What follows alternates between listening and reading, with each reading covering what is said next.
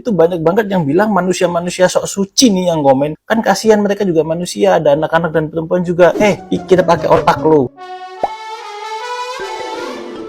Hola netizen yang tercinta, UNHCR mengaku prihatin atas aksi massa mahasiswa yang mengusir Rohingya di lokasi penampungan Balai Meseraya, Banda Aceh. UNHCR menyebutkan Rohingya trauma atas kejadian itu. UNHCR mengatakan ratusan pemuda mendatangi basement gedung tempat para Rohingya. Massa menembus barisan polisi dan memasukkan 137 Rohingya ke dalam 2 truk serta memindahkan mereka ke lokasi lain di Banda Aceh. Terkait hal ini, UNHCR meminta aparat penegak hukum atau APH untuk mengambil tindakan. Pihaknya menyebutkan aksi ini berasal dari misinformasi dan ujaran kebencian terhadap para Rohingya. Nah, gimana nih menurut netizen yang terhormat? Silahkan berkomentar ya. Menurut gue tindakan mereka patut diapresiasi ya. Selama ini udah menjadi keresahan masyarakat Indonesia, dan menurut gue ini tindakan yang cukup melegakan. Kalau perlu mereka di backing supaya mereka bisa lebih leluasa dalam melakukan tindakan-tindakan pengusiran seperti ini. Karena menurut gue imigran-imigran gelap ini udah gak perlu dipertahankan. Daripada mikirin mereka, mendingan mikirin masyarakat sendiri. Oke, mantap. Tadi sih jujur gue mendukung banget ya aksi dari mahasiswa ini ya untuk mengangkut paksa menyerahkan ke kantor Kemenkumham. Karena yang gue lihat itu belum ada tindakan apa-apa dari pemerintah guys untuk memulangkan para imigran-imigran gelap ini. Gue bilangnya ini, gue nyebut mereka bukan pengungsi gitu loh, tapi imigran gelap datang ke Indonesia nggak ada dokumen, nggak ada apa-apa gitu loh. Sedangkan kita nggak tahu maksud dan tujuan mereka kesini itu apa. Dan kalau gue baca komen-komennya itu banyak banget yang bilang manusia-manusia sok suci nih yang komen. Kan kasihan mereka juga manusia, ada anak-anak dan perempuan juga. Kita pakai otak lo. Sekarang gua umpamakan kayak gini ya, lu punya rumah lu dimasukin orang asing nggak dikenal, tanpa izin, tanpa permisi, main masukin gitu aja kayak maling. Lu setuju nggak? Jangan pakai alasan kemanusiaan bro. Ini itu tanah kita udah dimasuki imigran gelap. Mereka pantas diperlakukan seperti itu gitu loh. Udah minta makan, nggak kerja, minta duit, masih kurang lagi kan, mau minta dikasih tanah lagi atau pulau kan. Gila itu otaknya kan di mana? Gue mikir kayak gitu loh. Jadi gue pesen ya sama kalian yang merasa manusia-manusia paling suci, sok suci ya, mengatasnamakan kemanusiaan, kenapa nggak ditampung di rumah kalian aja gitu loh. Nggak usah ngeganggu lahan yang ada di Indonesia guys. Kalau emang nih dari pemerintah belum ada tindakan yang seperti konkret ya, belum ada tindakan konkret ya gue dukung aksi mahasiswa seperti inilah. Yaitu resiko yang harus dihadapi oleh imigran gelap. Mereka harus kembali ke asalnya mau nggak mau.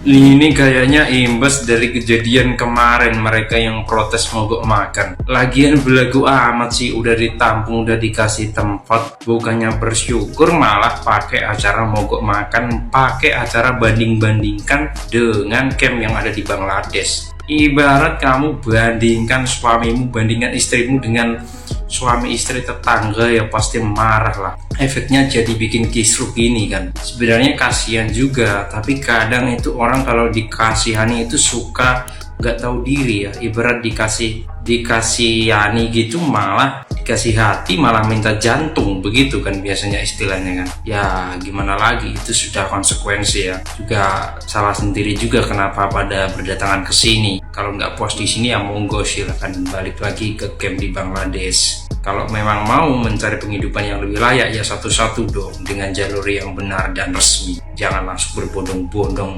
satu kampung, mulai dari anak sampai cicit di bawah semua. Kan itu nggak fair juga buat negara yang didatangi.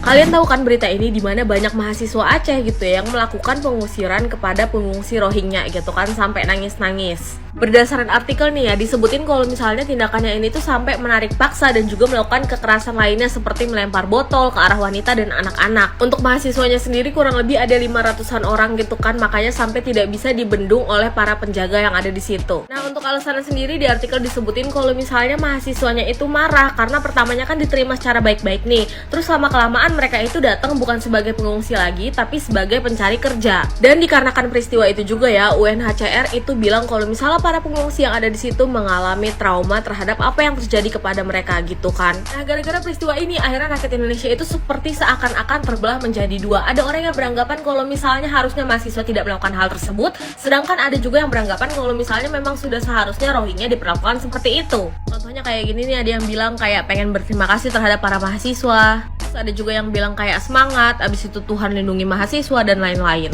Nah, Tapi di sisi lain ada juga yang kontra gitu kan terhadap apa yang dilakukan oleh mahasiswa, karena mereka ini menganggap kalau misalnya 11-12 dengan Zionis. Ini contohnya salah satunya gitu kan, dimana dia bilang kalau misalnya mengaku pro Palestina tapi benci ke Rohingya itu hipokrit gitu.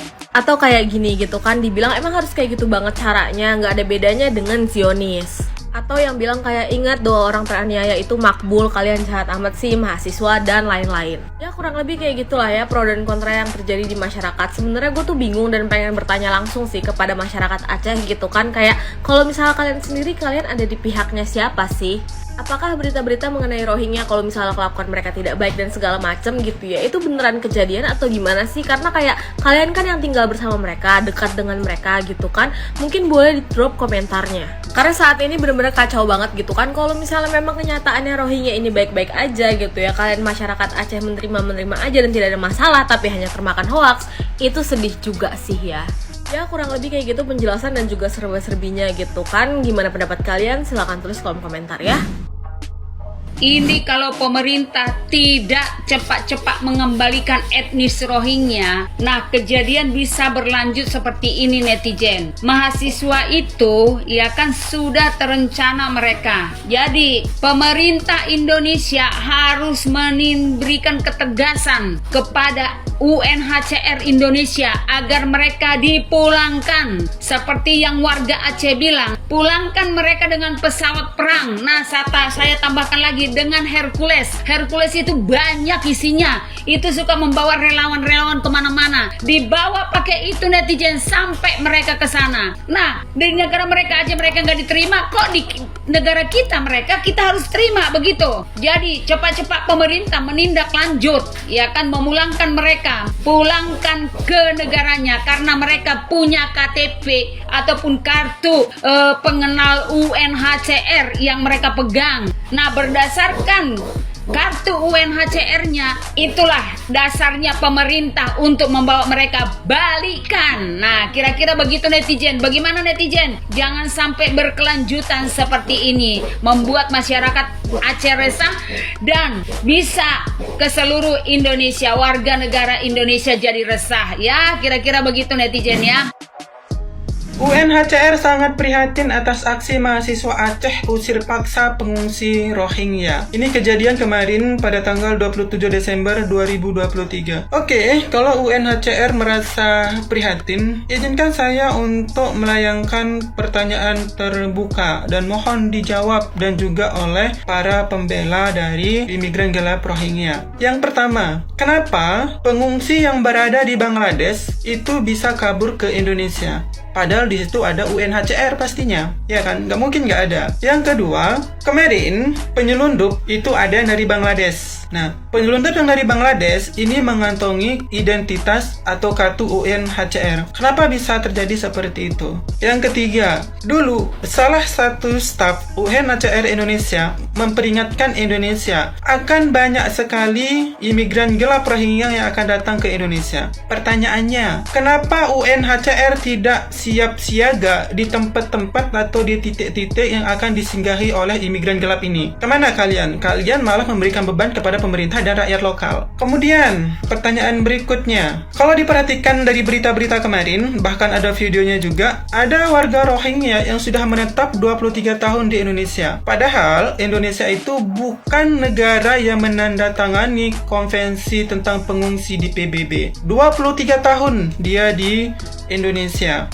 Bahkan mungkin ada yang kurang dari itu juga. Kenapa kalian tidak mencarikan negara ketiga untuk mereka? Malahan mereka mendemo di sini, minta KTP di sini. Oke, itu. Pertanyaan yang berikutnya. Negara-negara besar, negara-negara adidaya, kaya, maju, misalkan seperti Inggris, Israel, kemudian juga Prancis, kemudian ada Amerika, Australia, Italia, dan lain-lain. Itu negara yang menandatangani konvensi tentang pengungsi di PBB tahun 1951. Kenapa UNHCR itu tidak membangun camp terbesar, terluas di negara-negara tersebut? Kenapa? Nah, kenapa juga camp pengungsi terbesar dan terpadat itu harus berada di negara berkembang? Nah, sudah berapa pertanyaan tuh? Saya lupa. Kemudian, Dari beberapa pertanyaan ini ingin saya tutup dengan pertanyaan, apakah nanti UNHCR bermaksud untuk mendirikan camp pengungsi di Indonesia? Silahkan dijawab.